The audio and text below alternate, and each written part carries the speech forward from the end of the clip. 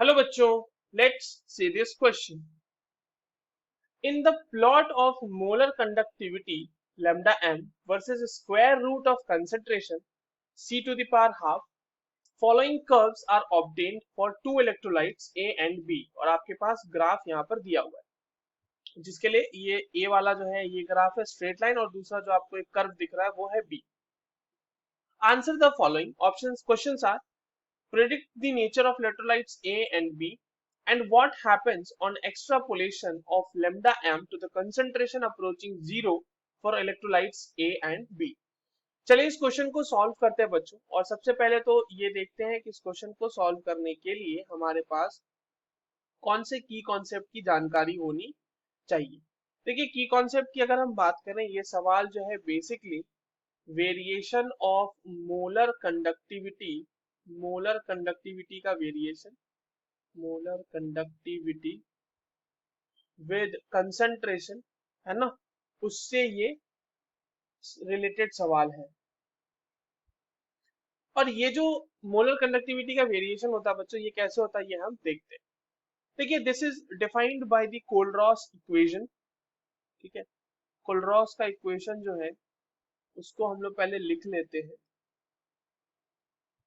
कोलरॉस equation, ठीक है, where lambda m is equals to lambda m at infinity minus b root under c, right. अब आप ये चीज देखो यहाँ पे कि जो लैम्डा एम नॉट है वो क्या है. लैम्डा एम नॉट जो है वो मोलर कंडक्टिविटी है इट एट इनफाइनाइट डाइल्यूशन. ठीक है, लैम्डा नॉट यहाँ पर लैम्डा एम इंफिनिटी बोल लो या लैम्डा एम नॉट बोल लो, ये क्या है ये बच्चों, ये है molar conductivity eight infinite dilution.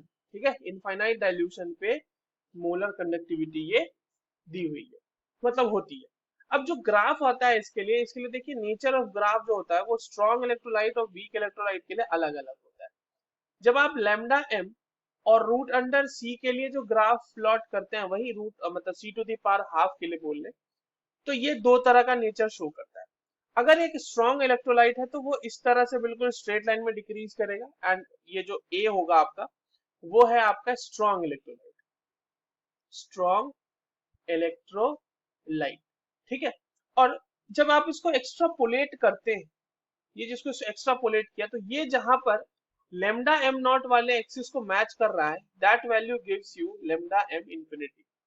वहीं पर अगर हम किसी वीक इलेक्ट्रोलाइट की बात करें, तो वीक इलेक्ट्रोलाइट का बच्चों देखो, जो एक्स्ट्रापोलेशन मतलब एक्स्ट्रापोलेशन नहीं, पहले तो जो ग्राफ होता है वो इस तरह से होता है. ये ग्राफ थोड़ा सा इस तरह से होगा. पहले तो बिल्कुल स्टीप डिक्रीज होता है, उसके बाद जो है कंसंट्रेशन के साथ साथ जो है बहुत ही कम हो जाता है. या यूं बोलने की कंसंट्रेशन के साथ पहले तो बहुत कम कम कम ऐसे इंक्रीज होता है और अचानक से जो है वो बहुत ज्यादा इंक्रीज हो जाता है. But this graph does not touch this lambda M axis, ये पैरेलली चला जाता है इंफिनिटी तक. ठीक है, तो ये जो आपका बी होगा ये होगा week electrolyte.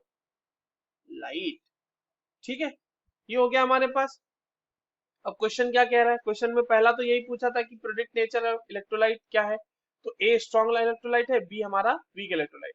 What happens on extrapolation, तो ए के लिए जो है lambda M not lambda M infinity की वैल्यू मिल जाएगी, और बी वाला जो है वो टच करेगा ही नहीं, वो पैरेलली चला जाएगा. ठीक है, and up to some extent वो भी लैम्डा एम जो है के पैरेलल ही रहता है. So that's all for this question. I hope you understood this well. All the very best.